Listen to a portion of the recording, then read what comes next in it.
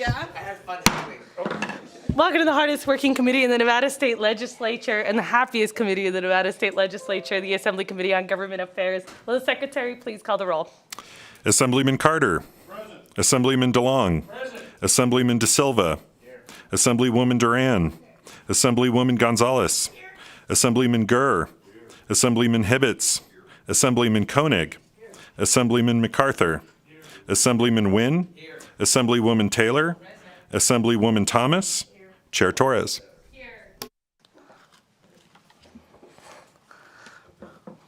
Perfect. And so welcome to the audience here in Carson City, those joining us over the internet. Just a couple housekeeping items and reminders. Please remember to silence all electronic devices. If you wish to testify, please sign in at the table by the door and provide a business card to the committee secretary. For those joining online, please be sure to mute your microphone when you're not speaking to minimize any background noise. When testifying, turn on the microphone, clearly state your name, spell your name, and state your affiliation, if any, for the record, then turn the microphone off each time you are done speaking. Handouts should have already been provided to the committee's staff. We expect courtesy and respect in our interactions during the meeting, even if we may not agree with another person's position. Committee members will be using their laptops to view handouts and other documents. Please do not view this as a sign of disrespect or inattention.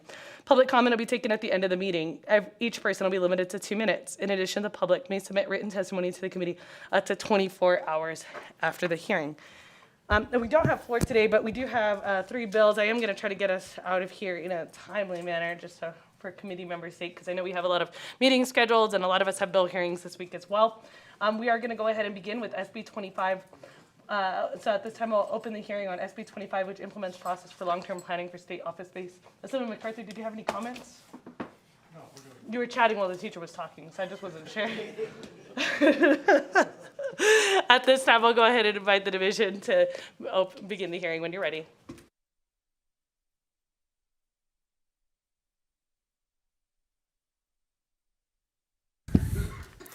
Can everybody hear me? Last time I was here, the mic was like right there and nobody could hear me. So, good morning, Chair Torres and members of the Government Affairs Committee. My name is Kent Lefevre. I'm the administrator for Public Works Division. And joining me here is Matthew Tuma, who is the Deputy Director for the Department of Administration. We're here to present Senate Bill 25. SB 25 is a response to a 2020 executive audit entitled The Department of Administration State Public Works Division Long-Term Office Space Planning Mechanism, DIA Report 20-10, dated July 6, 2020. Briefly, the audit considers how the executive branch and legislators can make capital improvement decisions without the full context of the state's long-term office space planning needs, which often compete with more appealing projects. To better inform decision makers and formalize the consideration of the state's long-term office space needs, the auditors recommended the following. Proposed legislation to implement and maintain long-term statewide office space needs assessments, require agencies to biennially submit updated long-term facility needs, and to identify consolidation opportunities to reduce the reliance on third-party leases for office space needs. So Senate Bill SB 25 proposes legislation in compliance with the executive audit recommendations as follows. And I'm going to take this backwards because it makes more sense. So in Section 2 of the bill, NRS 341-127 requires that the division and other state agencies cooperate and the division implement and maintain long-term office planning that addresses future office space needs for state agencies.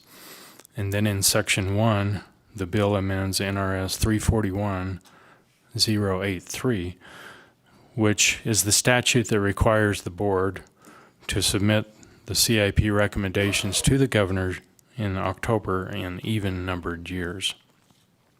SB 25 adds a requirement that the board consider long-term office planning when it makes its recommendation. That concludes my presentation. I'm happy to stand for any questions.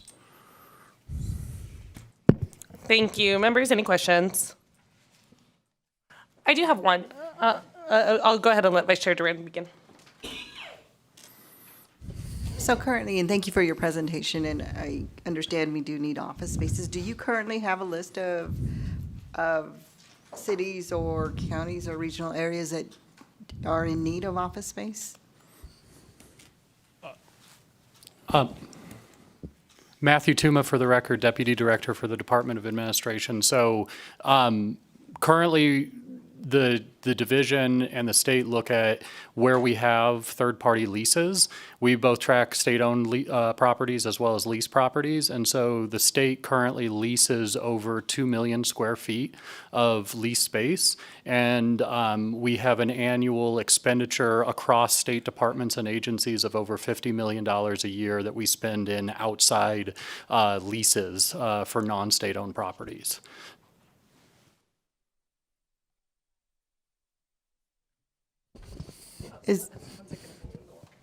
Thank you, Chair. So are we looking to buy buildings, or are we just going to continue with the leases on the current buildings? Is that in your plan? Kent Lefevre for the record. Yes, the division is looking for purchasing buildings, not only in the Carson City market, but also in the Las Vegas market, so that we can move state agencies from third-party leases into state-owned facilities.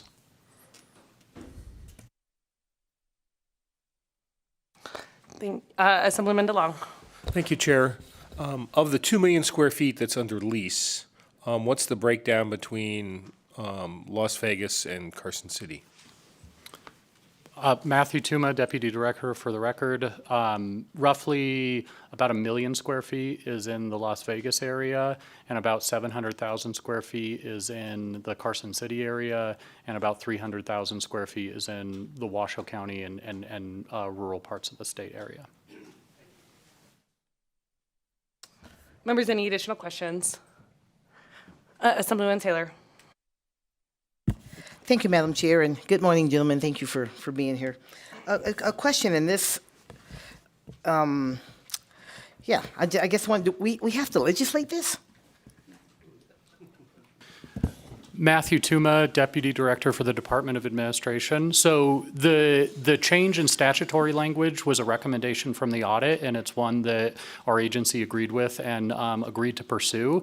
We are pursuing increases in state-owned square footage apart from this specific legislative authorization. So that has been a desire both by staff at the Department of Administration, staff at the Public Works Division.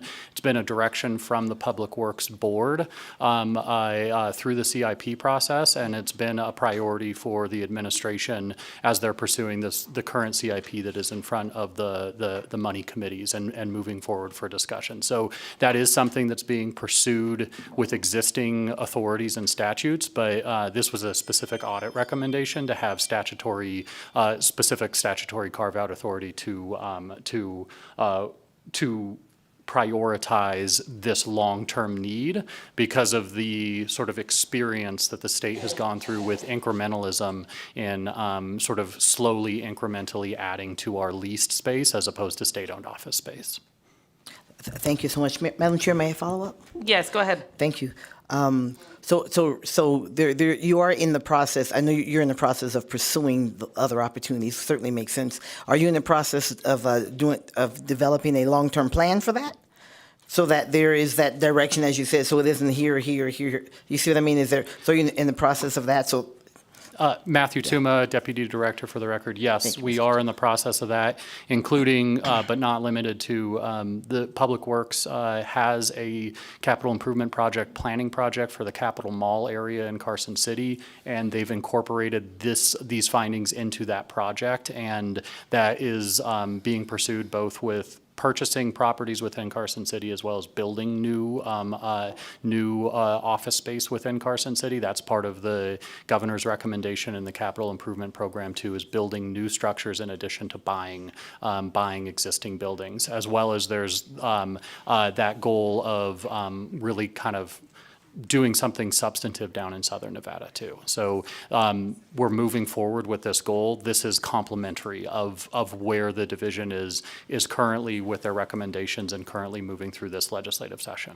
So you do have a plan? Correct. Okay, awesome. Thank you very much. Thank you, Chair.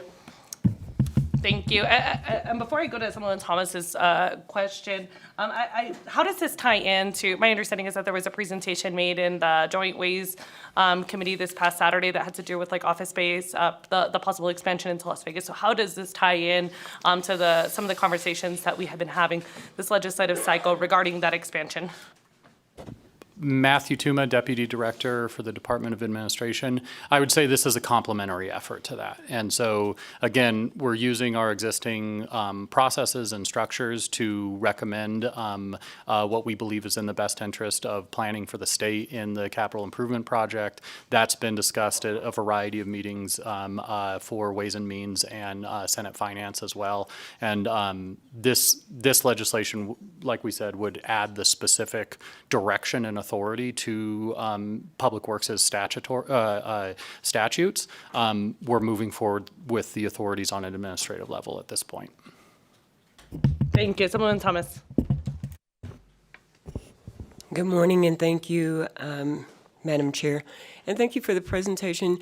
I guess I just want to ask a question. Reading an article in the Review Journal that explained the Grant Sawyer building and how you want to move over to close to the airport because, you know, I guess it would be easier for people coming from Carson or anywhere to go into a complex that's near the airport. My question is, so, Grant Sawyer's been there since, 90, 98, something like that, and do we just leave a building like that, that represents government in our local community? Do you just leave it, or do you in one time use your funding? Is there funding to renovate that facility? Matthew Tuma, Deputy Director for the record. So I wouldn't want to preempt any conversations that are being had in other committees that would provide some of that direction to the Department of Administration and the executive on how to move forward. But kind of one of the big reasons why we were looking at purchasing some buildings is because of the renovation cost that the Grant Sawyer Tower would require and the value that we would get out of purchasing buildings as opposed to pursuing that renovation cost right now. In a recent legislative session, we were approved for a planning project for Grant Sawyer to do advanced planning work for the renovation, and that's over a $100 million project that has not been funded yet. And so it is a substantive amount of funding that would be required to renovate the existing tower. In addition, we had looked at options and had come up with some initial recommendations to add to the Grant Sawyer site, but there's an additional constraint at the Grant Sawyer site about how much that could be built out because you are kind of landlocked in there with what the state owns and not really the same ability to expand much beyond adding an additional tower, an additional parking facility, and a fleet services facility. That would pretty much max out that site. But I would say that the overall direction of what happens with Grant Sawyer as we move forward, that's going to involve a lot of people above my pay grade, and it's going to be something that involves both the executive leadership from the governor's office and legislative leadership as we move forward. And so I wouldn't want to preempt sort of what that direction would be, but I'd say it's an evolving conversation. Thank you. And my understanding, I mean, feel free to elaborate on that, speaking specifically to the state of Grant Sawyer, is, I mean, that there has been actual offices that have had to move out because of the condition of the building. Certain offices have moved to the city of North Las Vegas office space. My understanding is that other offices have moved into other private, are leasing other private space now. So, I mean, this is an ongoing issue, and really it does concern the safety of the employees that are working there. Is that correct? Matthew Tuma for the record. So yes, there have been departures from the Grant Sawyer office building, and we haven't seek to sort of fill a lot of that space as we were sort of initially moving down the track of renovation, where everyone would have to be moved out either way to fully renovate that building, which would be a substantive endeavor. So as some of the large tenants have moved out, we've had some vacancy within that building as well. Thank you. I appreciate that. Assemblyman DeLong. Thank you, Chair. I know this isn't a money committee, but you had mentioned $100 million on the renovation for Grant Sawyer. Does that $100 million include the rental costs that would be needed to house the departments during the renovation? Matthew Tuma for the Deputy Director for the Department of Administration for the record. No, that does not include any temporary rental costs, which is kind of sort of one of the many hurdles with the renovation and dealing with that existing site and the large expenditures. Thank you. Thank you. Members, any additional questions? Seeing none, we will go ahead and move on into testifying in support on SB 25. At this time, I'll invite anyone wishing to testify in support of SB 25. I don't see any here in Carson City. BPS, is there anyone on the line wishing to testify in support of SB 25? Callers, if you would like to testify in support of SB 25, please press star 9 now to take your place in the queue.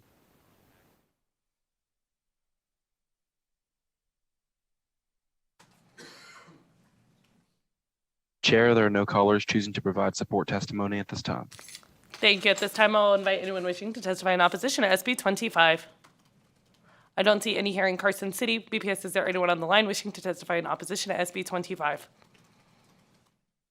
Callers, if you would like to testify in opposition to SB 25, please press star 9 now to take your place in the queue.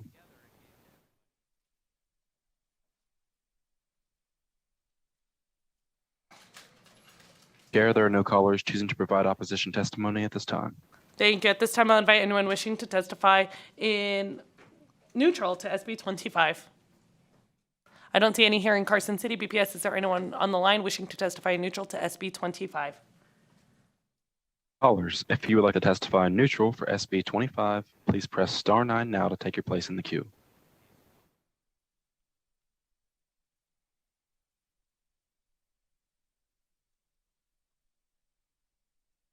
Chair, there are no callers choosing to provide neutral testimony at this time. Thank you. At this time, I'll invite the sponsor for any closing remarks.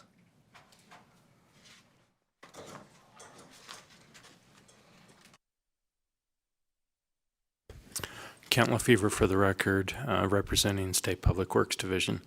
Thank you for entertaining this bill today, and we look forward to its successful passage. Thank you. We appreciate that. At this time, we'll go ahead and close the hearing on SB 25.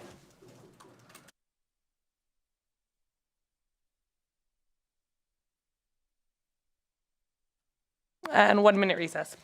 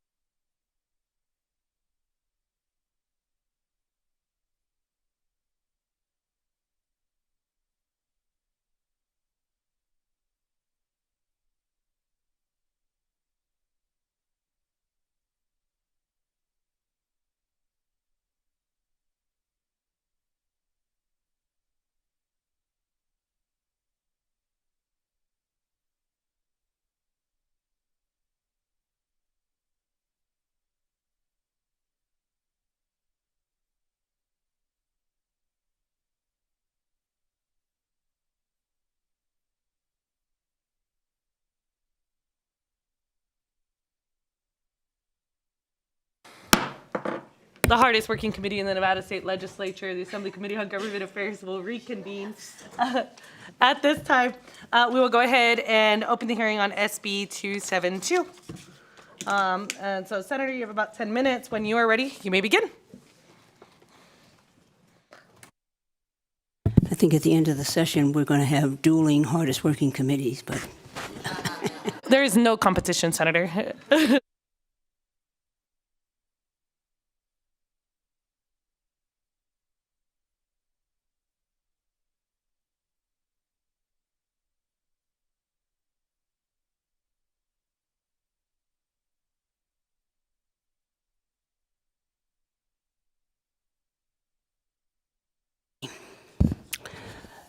thank you. Good morning, Chair Torres and members of the committee. For the record, I am Senator Pat Spearman. I represent Senate District 1 in Clark County, and I'm happy to be here. And thank you so much for hearing my bill. And while you're hearing my bill, yes, you are the hardest working committee in the legislature. I'm pleased to come before you today to present Senate Bill 272, which continues my ongoing work to ensure that our laws provide equal opportunity to citizens of this state. Specifically, the issue before you today relates to state and local government contracting for purchasing and public works contracts. By way of background, in recent years, the legislature has taken interest in expanding business opportunities for traditionally disadvantaged business owners, including but not limited to minority-owned, women-owned, LGBTQ-owned businesses, and others. Despite these efforts, we do not have a solid grasp on how disadvantaged business owners are being awarded purchasing and public works contracts by state and local governments. To gauge the level of participation of these businesses, this bill will require state and local governments to track and make this information available to the public. I just want to say one of the things that alerted me to this was discussions that I was having with people in government agencies about monies, ARPA monies that were coming in and being spent. And each time I would ask how many of those went to women-owned, minority-owned, and veteran-owned, they struggled to give me the information. And one of the things that we do know is that for businesses who are not in the loop and who do not know when these contracts become available, many of them that are struggling, this would give them a lifeline, if you will. So let me just read a couple of statistics. There are over 5,138 government contractors currently employed in the United States. 45.4% of all government contracts are women, while 54.6% are men. The average age of an employed government contractor is 46. The most common ethnicity of government contractors is white, 70.6%, followed by Hispanic or Latino, 17.7%, unknown, 4.5%, and Black or African American, 3.8%. In 2021, women earned 93% of what men earned. 4% of all government contracts are going to members of the LGBTQ community. Government contracts are 67 more likely to work at private companies in comparison to public companies. Women veterans are 21% less likely than males to win government contracts.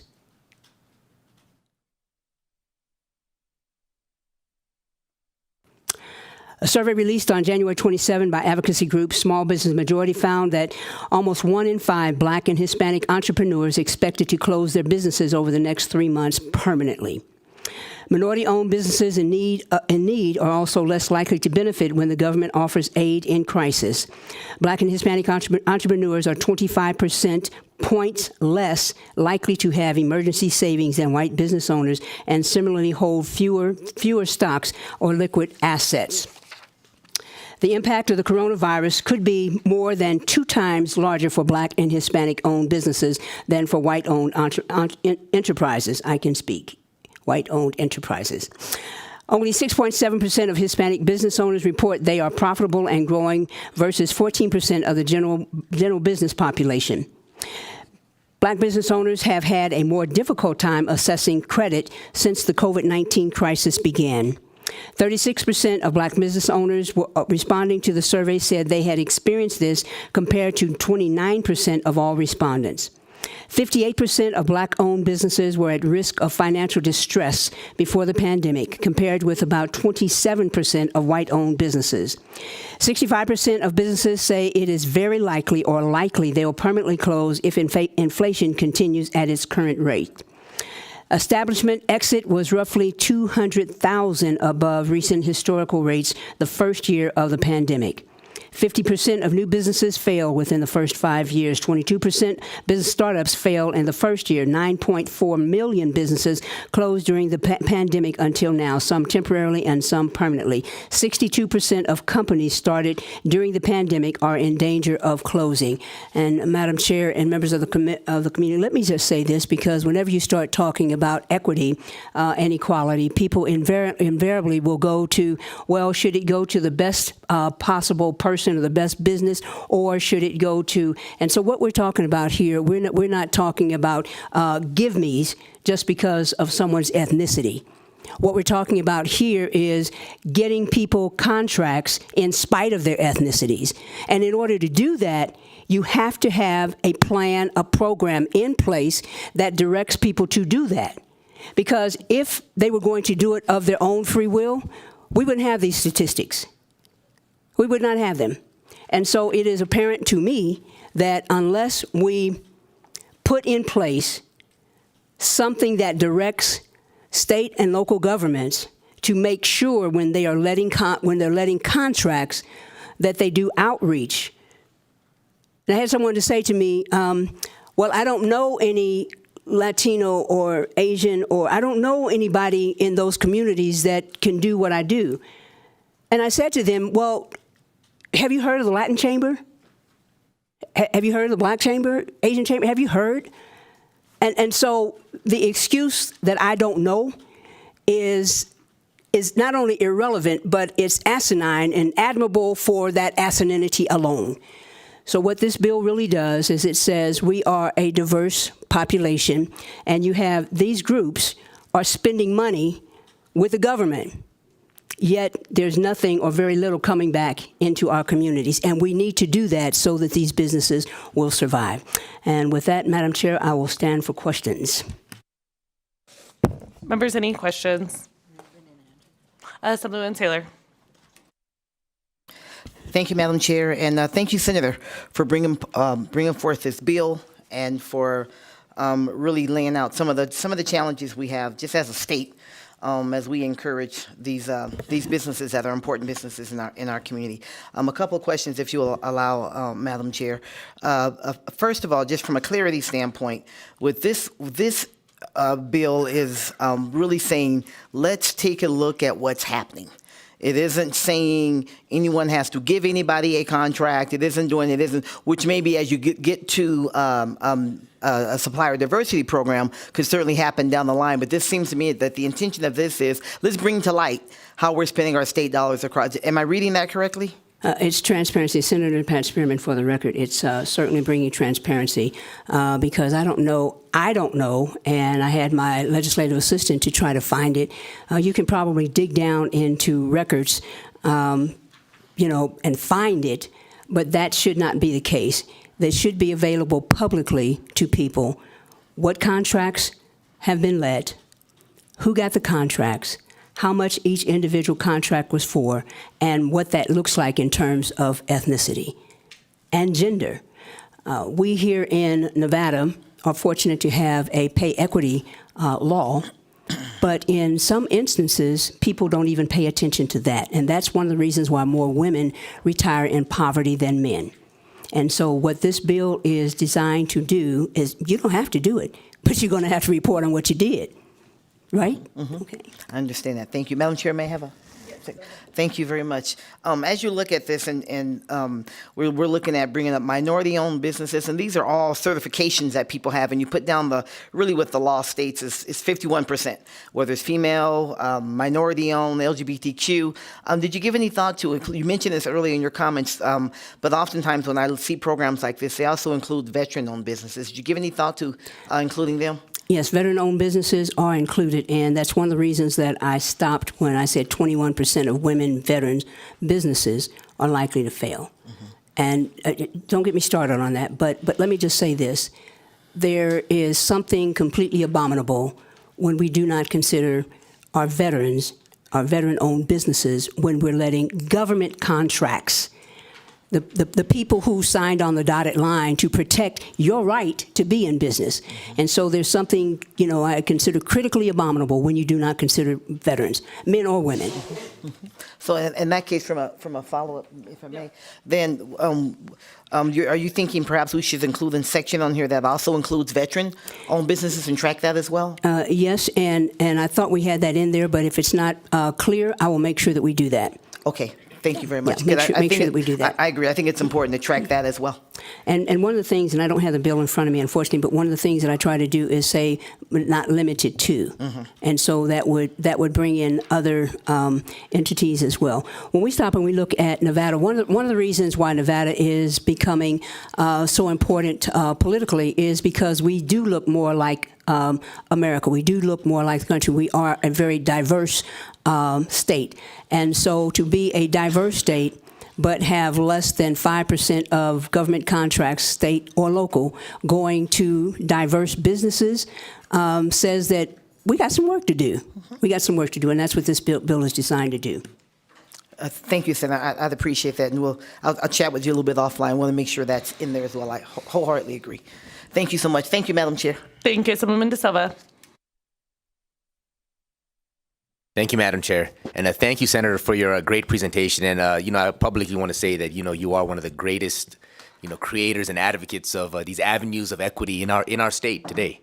And I really want to thank you for that here on the record. My question is this, with the 51% sort of a number that we're looking at over here. So hypothetically speaking, say if, my colleague, Assemblywoman Thomas, and my colleague, Assemblyman Koenig here wanted to actually maybe open up an eye doctor clinic, and would that mean 50-50, or is that so? Would that business then be applicable for the sort of benefit here, or would that be is the 51% throwing that off? Thank you, Senator Spearman, for the record. And when we wrote this bill, there are certain definitions within government contracts that identify what is a minority business, and so we're not going to rewrite that. We're simply going to refer to that. Thank you for your service too. It's not. I know that it's not easy to do what you do, but thank you for your service. Thank you. Thank you, members. Any questions? I don't believe that I see any additional questions at this time. Thank you, Senator. At this time, I'll invite anyone wishing to testify in support of SB 272. I don't see any here in Carson City. BPS, is there anyone on the line wishing to testify in support of SB 272? Callers, if you would like to testify in support of SB 272, please press star 9 now to take your place in the queue.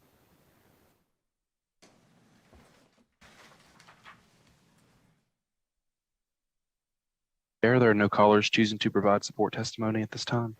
Thank you. At this time, I'll invite anyone wishing to testify in opposition to SB 272.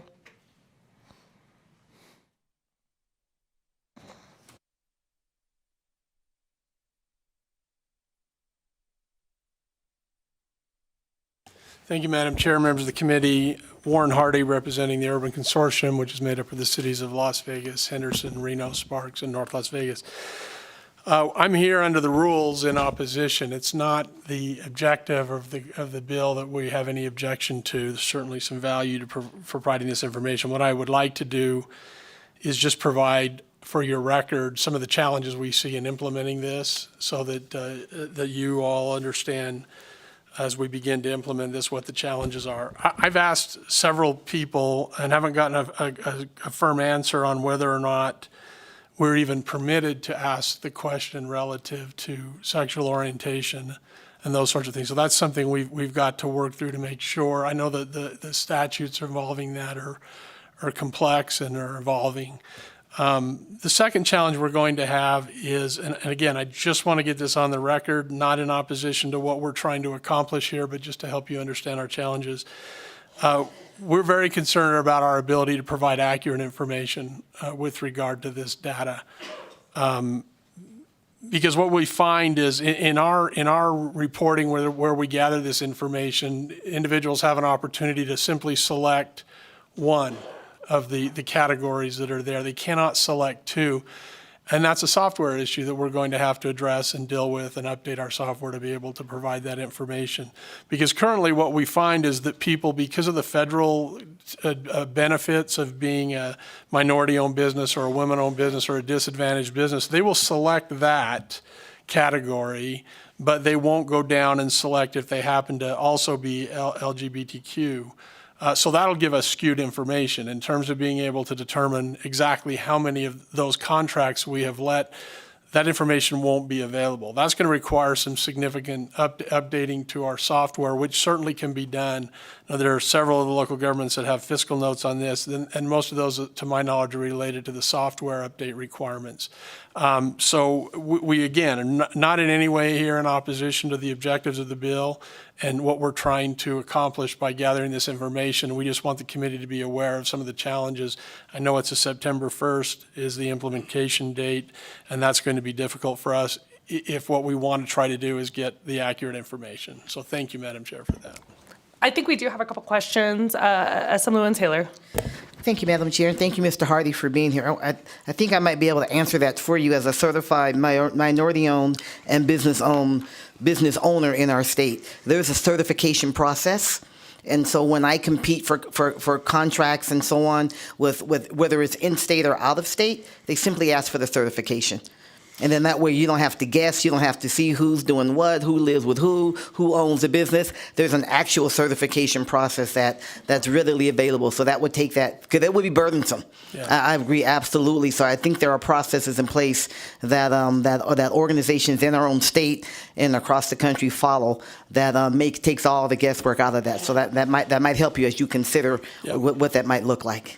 Thank you, Madam Chair. Again, Warren Hardy. We're aware of those certifications. Those are certainly helpful. Our challenge is that our current software only allows them to select one in the process. So we would just need to update our software to make sure that they can select multiple choices. So it's the accuracy of the information we're concerned about. If somebody selects to be a minority-owned business, but they also qualify for the LGBTQ, there's no process in our system right now for them to do both. So when the report comes out, it's going to show that they're a woman-owned business or a minority-owned business or a veteran-owned business, but it may not also show that they're LGBTQ. So we need to be able to have them be able to select all of them so that we can get accurate information. We want to collect this information in an accurate way. Go ahead, follow up with someone, Taylor. Thank you, I appreciate it. What I may ask in that, Mr. Hardy, is do you ask for the certifications, or you just allow people to select the boxes? We just, as far as I know, and I'll be happy to have one of my colleagues that does this on a daily basis correct me, but as far as I know, they self-certify. Again,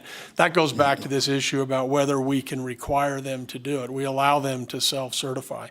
But the weakness in our process as it currently exists is they can only select one. Okay. If I might suggest, allowing someone to select the box may not be accurate information.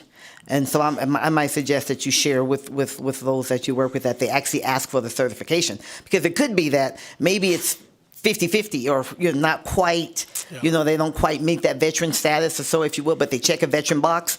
There's no way for your clients to know if they're, or your members to know if they're really being honest. So what I've found is that those who do it with the most fidelity, right, and the most accuracy, is they ask actually for a place to provide that certification. Mm-hmm. With that way you aren't just saying, I'm going to say I'm a veteran-owned business, but I'm really not. But I want to get this extra consideration, if you will. Again, I'll go back to relying upon those actual certifications.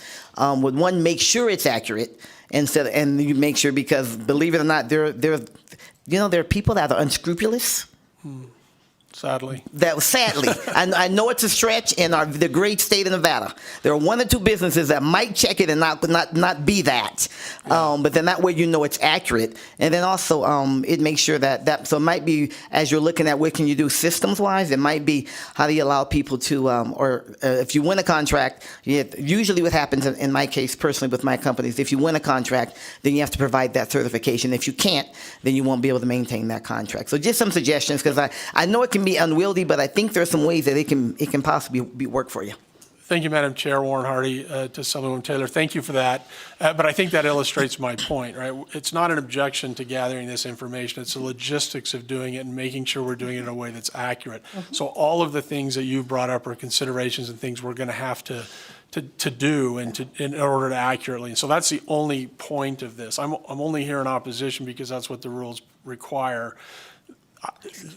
Everything you're identifying is what we will be grappling with, and we will find a way to deal with it. But it's going to take us some time to get that all implemented. I understand. Thank you, Mr. Hardy. Thank you. Thank you, Chair. Thank you. And I guess I'm a little astounded that the local governments don't have ability right now to just identify that. And it seems to me that's a problem for local governments, not for this committee. And local governments need to figure it out.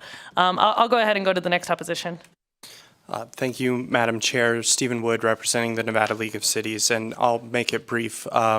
We, again, have no objection to the intent of the bill, but I just want to echo the issues that were just brought up and thank the committee for the feedback. Thank you. Is there anyone else wishing to testify in opposition to SB 27? Yes. Yes, 272. I have all my bills on my table right now.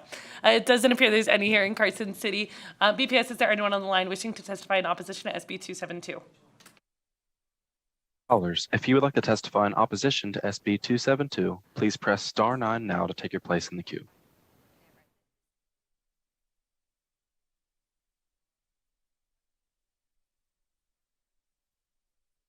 Chair, there are no callers choosing to provide opposition testimony at this time. Thank you. At this time, I'll invite anyone wishing to testify neutral to SB 272.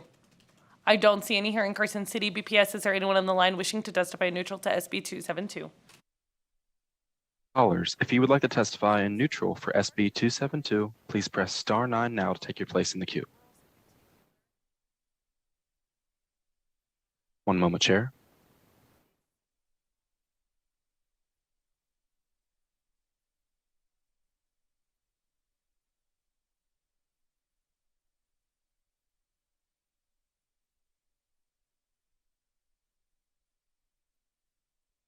Caller with the last 3 digits 643, please press star 6 to unmute your microphone. Hello, my name is Jovan Jackson out of Assembly District 4. I know with minorities, often the business world is kind of the only place where we could maneuver and be successful. And so it's absolutely necessary that we create more opportunities for entrepreneurs, minority entrepreneurs, to have access to these contracts. You know, this is a matter of equality and equity. So I'm definitely in support of this bill. I missed the support, so I just want to clarify that I am in support of this bill. Thank you. We'll go ahead and put that under support. Thank you for your testimony. BPS, is there anyone on the line wishing to testify neutral to SB 272? Chair, there are no more callers choosing to testify in neutral at this time. Thank you. At this time, I'll invite the sponsor for any closing remarks.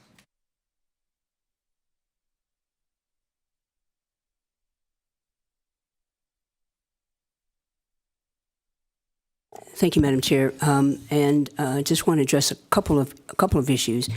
I had the good fortune, my last assignment was at the Pentagon, and it was during the height of the Iraqi and Afghanistan war.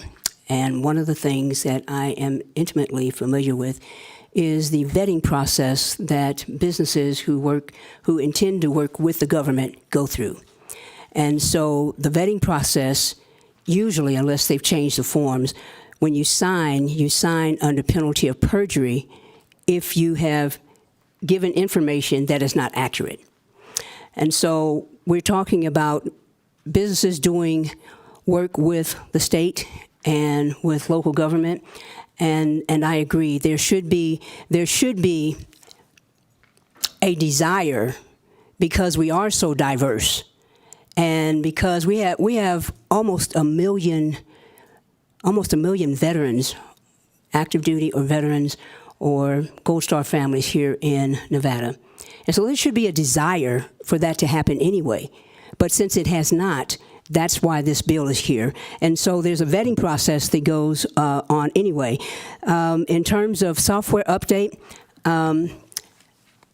I've been on Commerce and Labor for, I think, about 6 years, the last 4 chairing, and I can remember a few bills that came through when businesses wanted to be able to, some of the professional boards wanted to be able to accept credit cards. They didn't have the software to do that. And so updating software, I could be wrong, but I think when you start looking at the 21st century and the things that businesses have to do, is a cost of doing business. And so you can update software or you can share software with someone. I think the other one was, how do you get the information? And I think Assemblywoman Taylor said that there are certifications that are involved. And I see Assemblywoman Nguyen, and I'm looking at Assemblywoman Thomas. And so, well, it's okay. Who have worked with chambers of commerce, and for that matter, Assemblyman De Silva worked with chambers of commerce. So if there's any question as to how you access people like this, and Senator Harris last session sponsored a bill that passed that created the LGBTQ Chamber of Commerce. And if you can't figure that out, then there's HRC. And so there's always a way to get done what you want to do. My dad used to tell us all the time, when you start making excuses, he said, people who want to do it, find a way. People who don't, find an excuse. And so we're in the 21st century. We're a very diverse society. And it's not just about these businesses surviving, but if you stop and you look at it from a supply chain standpoint, when you have businesses that fail in your community, that also puts a drag on social services, because now you have people who can't contribute, but these are people who have to survive. And so I would just say there are ways to do it, and government contracts are vetted. And so, someone putting down one thing and then it's not true, I don't know that I would worry about that too much. And updating software, in many instances, it's that way anyway, because anyone who's going to do a contract with the government usually has this kind of information at hand anyway. And so I would just say I agree with the chair. This is something that can happen, and it's something that should happen. And either we're going to move forward with diversity, equity, and inclusion, or we're not. So that's all I have to say. Thank you, ma'am. Thank you. At this time, we'll go ahead and close the hearing on SB 272, and I will go ahead and open the hearing on SB 363, which revises provisions relating to affordable housing. Welcome back, Senator, to the hardest working committee in the Nevada State Legislature. Feel free to begin when you're ready.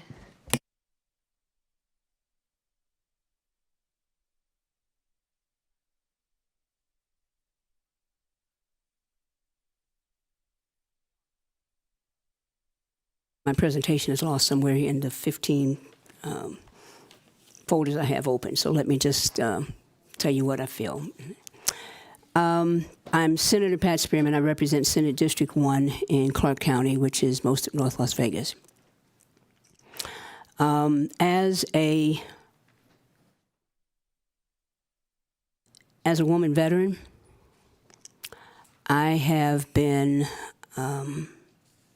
very disappointed with how women veterans, specifically women veterans, have been treated. I ask people, if I close your eyes and tell me what you see when I say veteran. Invariably, I mean almost 10 times out of 10, they'll say, well, I see a guy in a unit. I said, that's it. You stop right there. Most people see men. I think that Assemblyman De Silva could back me up on this, but in combat, women are there too. And there are women who earned a Purple Heart as well. There are women who didn't come back. There are families, Gold Star families, who their mother, their grandmother, their sister, their somebody was in war and didn't come back. So that's number one. We haven't really done what we need to do for women veterans. And when you start talking about housing, it's even worse. I've had people to tell me, well, we have, this organization over here that's doing things for veterans, and there's this organization over here that's providing housing. But women veterans, many of them are suffering from MST, military sexual trauma. And there are also some women veterans who have children. And And there are also some women veterans who just do not feel comfortable being around a lot of men. Because MST is really fratricide with respect to sexual assault, because that means that there's somebody in service who has assaulted someone else in service. And that goes on, that mental trauma, that goes on for a long time. And so we've never addressed, the homeless population of women veterans, never. And there are several women veterans who are couch surfing. I think that's abominable. The second thing, we have women who are just getting over or trying to get over domestic violence. And Ms. Elliott will talk to you about the stats a little bit later. But we've not done as much as we can for permanent housing. We've got some transitional housing, but nothing permanent.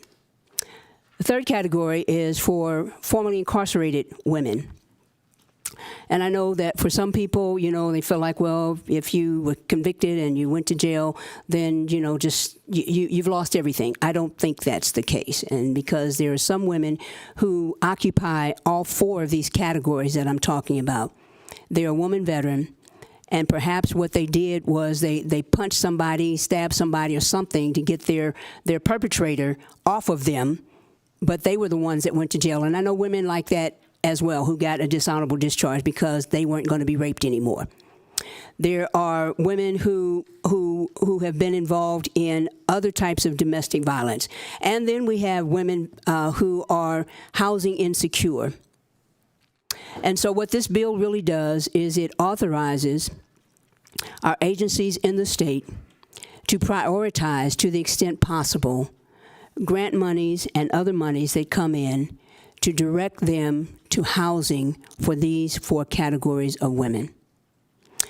The good news for us is that in 2024, Nevada, specifically Las Vegas, will host the Super Bowl. The bad news for us is contained in some of the statistics around activities at the Super Bowl. Specifically, you have a lot of alcohol involved and a lot of whatever involved.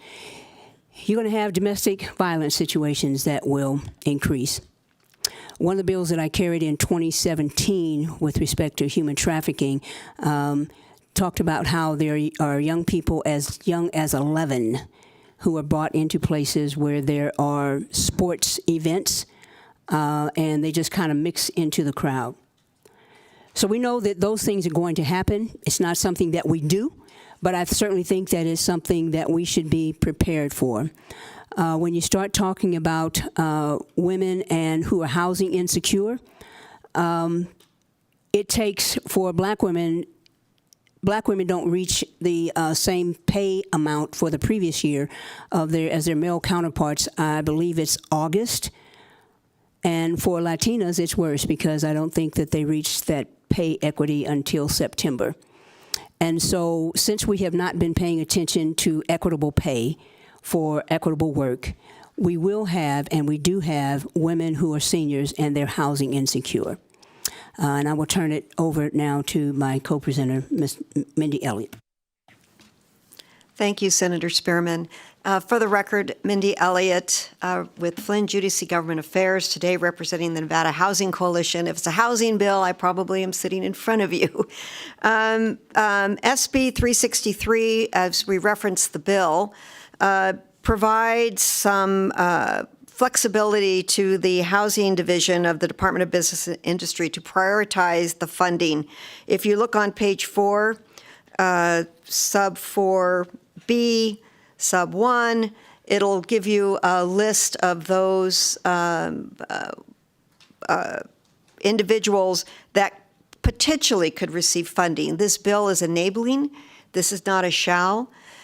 Just by reference of what the Housing Trust Fund is, for those of you who haven't had to listen to me talk about the funding of affordable housing, the trust fund receives approximately $6 to $10 million from this body, on an annual basis that is utilized as gap funding for affordable housing. The funds that are coming from the state for affordable housing for any of these projects, it's the last in funds. So if you looked at the funding, there's banks, there's bonding, there's low-income housing tax credits, whether it's a 4% or 9% project, there's home funds. These funds that are coming from the state are the last in dollars. And how the funds are awarded is through a qualified allocation plan called QAP, which is developed on an annual basis by the Housing Division, which tells the developers and the nonprofits that are looking to build housing in our state what the priorities are going to be for the state. The populations that are going to be served by this bill specifically are, I don't have to tell you, you've heard a lot of housing bills. We have a most severe shortage of affordable housing for our extremely low-income renter households. Seniors represent about 30% of our extremely low-income renters. This bill and these priorities really are targeted towards those 30% of LMI projects that are being developed. 38% of all domestic violence victims will become homeless at some point in their lives. Once a victim survivor becomes unhoused, their risk for experiencing power-based violence significantly increased. Power-based is a pimp. It's someone that takes advantage of their situation, and these individuals are put through, I think the word unscrupulous was used in the last hearing. Same analogy can be held here. In FY22, supportive services for veteran families programs assisted more than 71,300 veterans, and this is nationwide. Of those, nearly 10,000 or 14% were women. Per the Housing Assistance Council, Nevada has over 207,000 veterans. Of those, nearly 7.6 live in poverty. Over 40,000 Nevada veterans are experiencing some form of housing problems. So where does the funds come from? The real estate transfer taxes, which are collected, flows through the state and then flows into the coffers of the Housing Division for investment in the various projects. The projects are being developed. There's a lot of housing bills, and they're all, believe it or not, everyone's talking to everyone else, and we are working very hard to make sure that when we leave this session, that the housing where we are today, that as we move forward, that we're in a better place, and that the housing investments that the state is making are seamless. As I stated, this bill provides priority to the Housing Division. It's not a mandatory. The Housing Division makes an assessment of what is needed with the developers and the nonprofits. This just provides some guidance to the Housing Division that if they want to provide a priority for women, as listed, these categories, that it does. I have a stack full of data because I'm always full of data. So if you have any questions, I'm happy to provide them. And thanks Senator Spearman for her presentation and certainly for presenting SB 363. Thank you. Members, any questions? I have Assemblyman Thomas.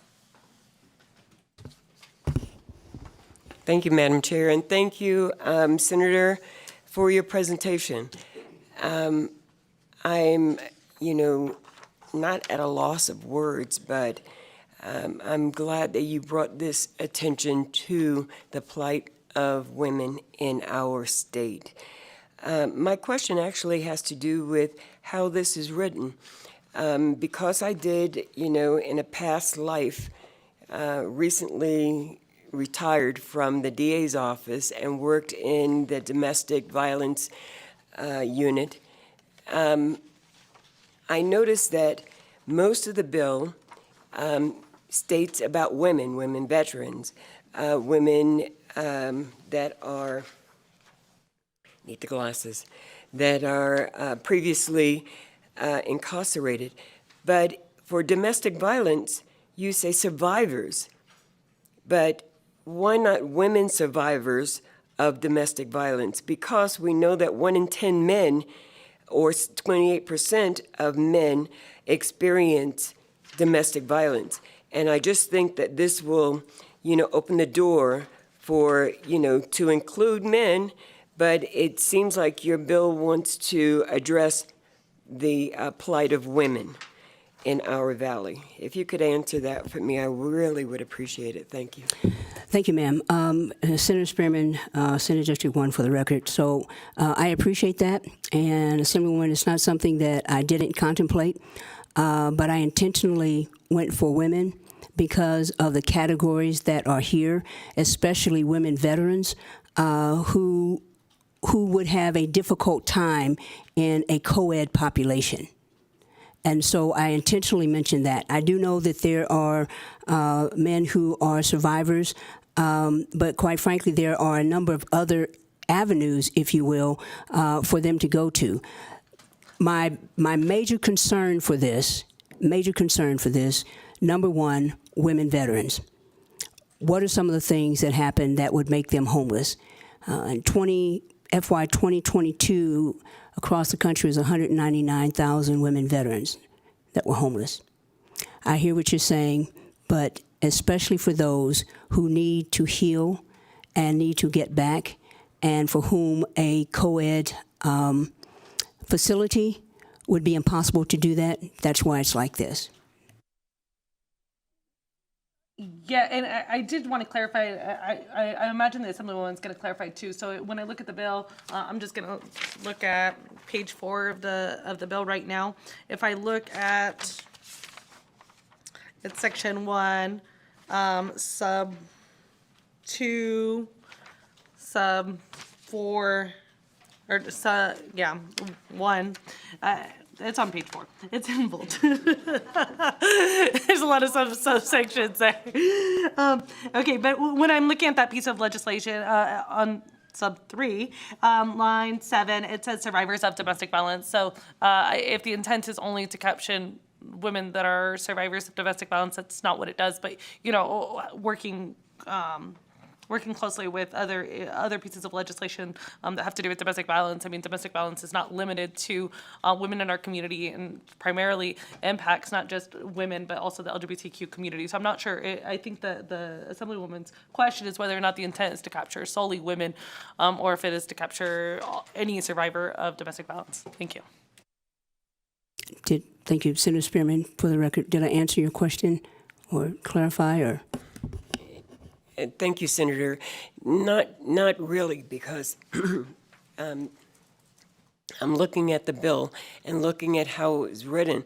And I know that, you know, we're in this, you know, we have, maybe 4 weeks to go, and no one wants to do an amendment. And I understand that you know, and this is a good bill. I just want, you know, if it's a woman's bill, let's direct it to women. And when you say survivors of domestic violence, you know, we have a lot of survivors out there, including men.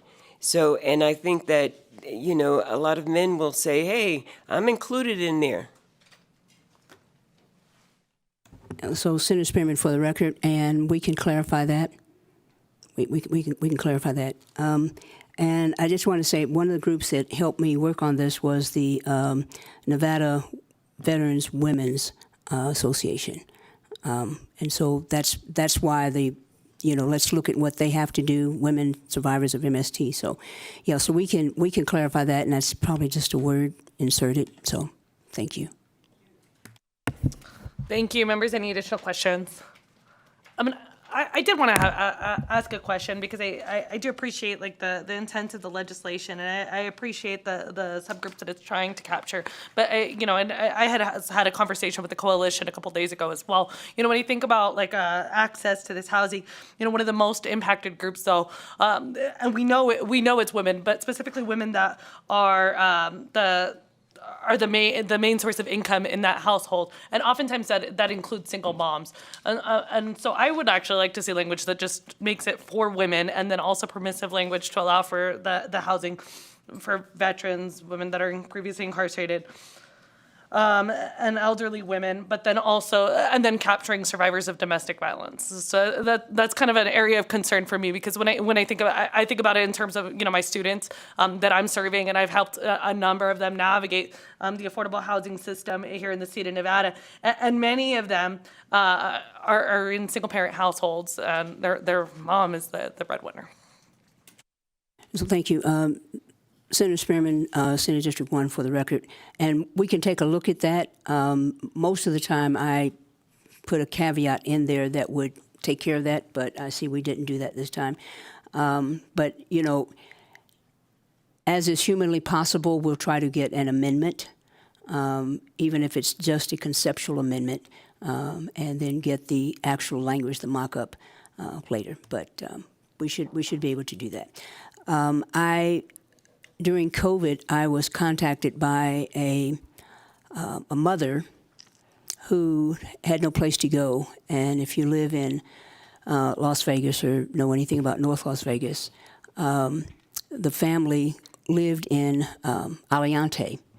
And the misnomer is that everybody that lives in Aliante is wealthy. That's a huge mistake to say.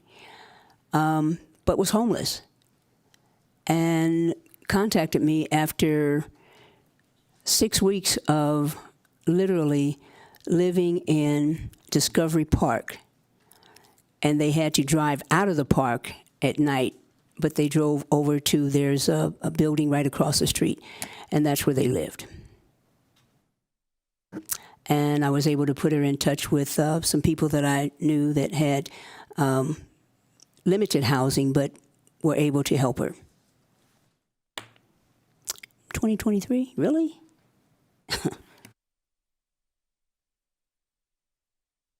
Thank you. Members, any additional questions? I don't believe that there are any additional questions at this time. Thank you for the presentation.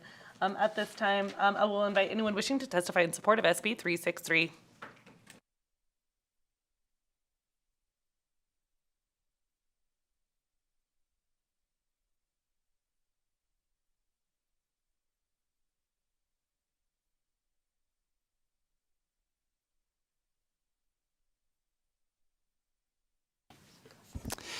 Thank you, Chair and committee members. My name is Nick Shepak, S-H-E-P-A-C-K. I am the State Deputy Director of the Fines and Fees Justice Center. We want to thank the Senator for bringing this legislation. Over the past few years, Fines and Fees Justice Center has been working diligently to understand the cost of incarceration in this state, what it costs the individuals who are incarcerated and what it costs their families.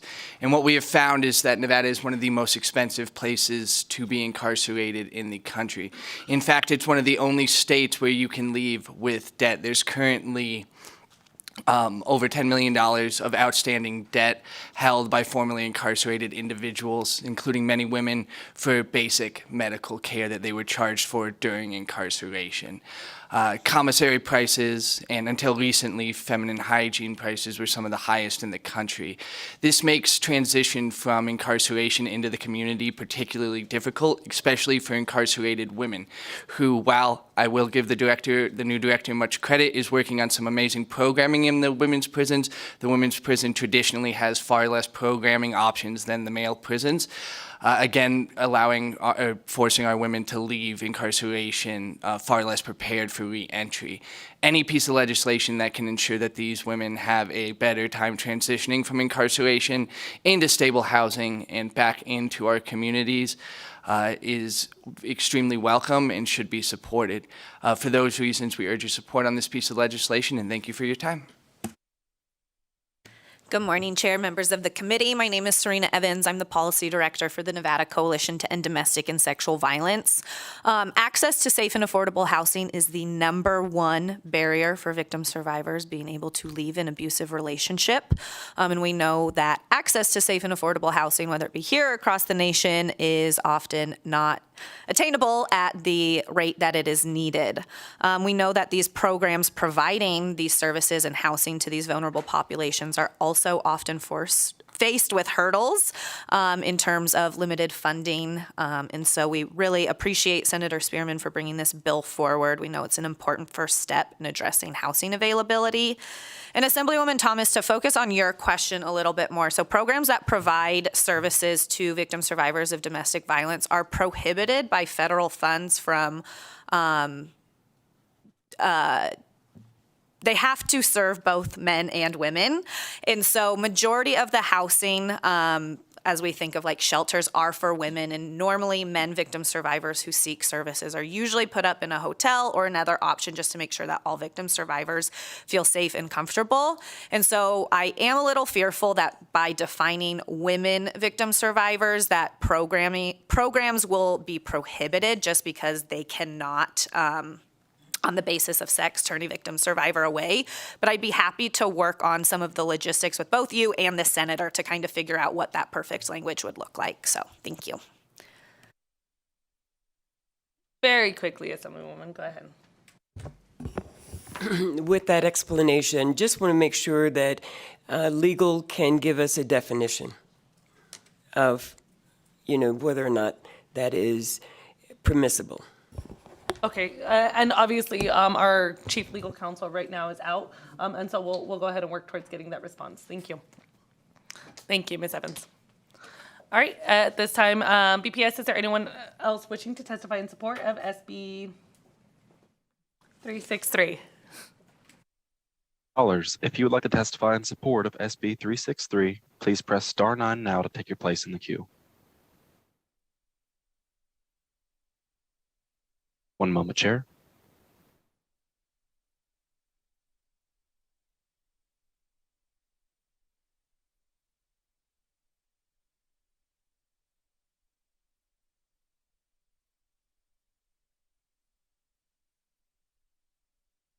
Caller with the last 3 digits, 643. Please go ahead. Hello, my name is Jovan Jackson in Assembly District 4. We see formerly incarcerated women, that population increasing. It's one of the fastest population that's growing, incarcerated people, and they need housing upon their release. I'm definitely in favor and in support of housing of, veteran women and domestic violence women. I would say my only concern would be the type of facility that they will be housed at. I know that will have to look different from traditional housing, but definitely in support of this bill.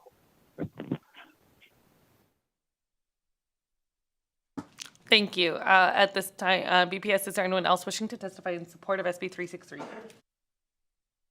Chair, there are no more callers choosing to testify in support at this time. At this time, I'll invite anyone wishing to testify in opposition to SB 363. I don't see here any in Carson City. BPS, is there anyone on the line wishing to testify in opposition to SB 363? Callers, if you would like to testify in opposition to SB 363, please press star 9 now to take your place in the queue. One moment, Chair.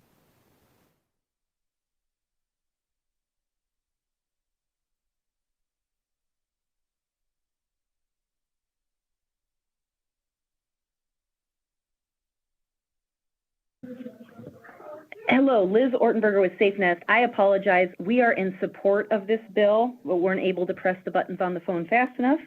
I wanted to let you know that our shelter is constantly full. In normal day in May, as which today is, all 100 beds, plus 17 hotel rooms, plus my shelter campus in Mesquite are full. When we have events and overflow events, we have virtually no room to sleep people. We're currently spending $27,000 a month on hotel rooms. This part of the reason that we are full is because our transitional housing program is also full and backlogged. If we do not start to open up this pipeline for survivors to find housing, we will continue to be full, and potentially lethal survivors who need a place to escape homicide will not have a place to turn. Housing is the most requested resource by domestic violence survivors, and less than 1% of violence against women's funding goes for housing. If we want to make Las Vegas and Nevada safer for domestic violence victims and stop the pipeline to homelessness for particularly single moms, we must support this bill. Thank you. Thank you, Ms. Ortenberger. And if we could please make sure that we put those remarks in support. BPS, is there anyone else on the line? Chair, there are no callers choosing to provide opposition testimony at this time. Thank you. At this time, I'll invite anyone wishing to testify neutral to SB 363. Looks like we have someone here in Carson City. We'll begin here.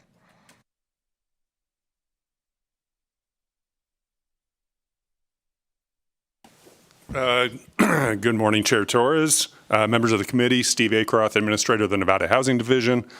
In neutral today, just here to answer any specific questions that the committee may have. Thank you. Members, any questions? I don't see any questions from our members, but thank you for being here with us today. And hopefully you had a good time. It's the happiest committee in the legislature. At this time, I'll invite anyone else wishing to testify in neutral. I don't see anyone else today. BPS, is there anyone on the line wishing to testify in neutral to SB 363? Chair, the line is open and working, but there are no callers choosing to provide neutral testimony at this time. Thank you. At this time, I'll invite the bill sponsor for any closing remarks.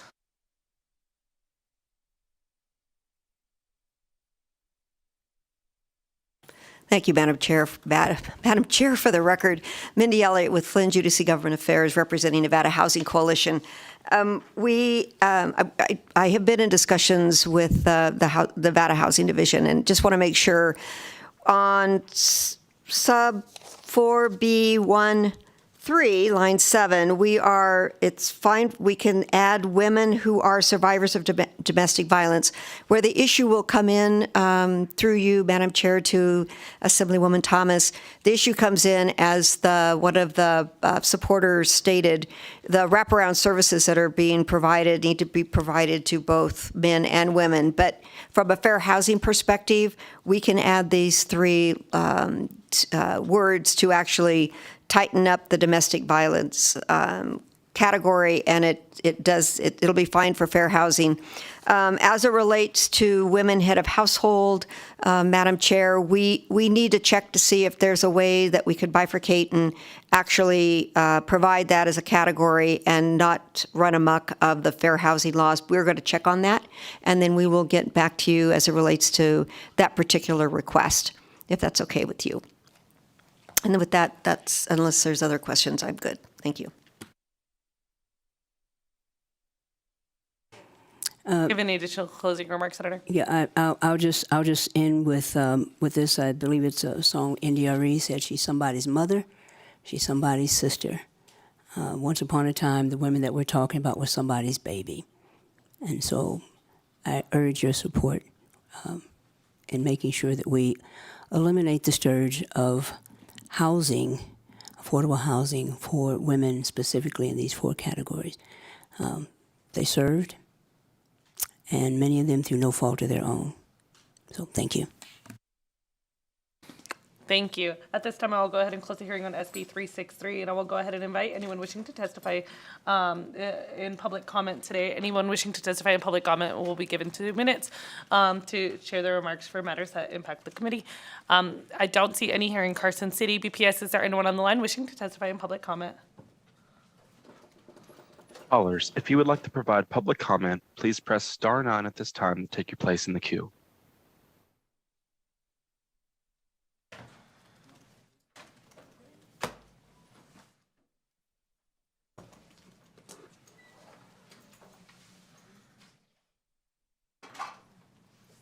Chair, there are no callers choosing to provide public comment at this time. Thank you. At this time, members, any remarks? I think we're pretty quiet at this point because many of us are tired from a really rough basketball game last night. We thought we were basketball players, but I think most of us are better off as legislators, myself included. And maybe next time before playing a basketball game, I should learn the rules. That's what Assemblyman MacArthur agrees, because right after the game yesterday, he came up to me and literally laughed at me. I did not go throw the basket in the wrong direction, so I think that's definitely a win, and a win for this committee. So great job, and congratulations to the Elephants for winning our annual basketball game. At this time, our meeting, before we adjourn, I will let you know that tomorrow we'll be hearing 2 bills. We'll be back here in this room. Yeah, tomorrow's Quattro de Mayo. Be ready. There's a celebration at the bank hosted by a number of sponsors. And you'll notice there is no meeting on Friday. Tomorrow we'll be hearing 2 bills, SB 23 from Boulder City as well as SB 92. And I expect a longer committee meeting than normal. At this time, the meeting is adjourned.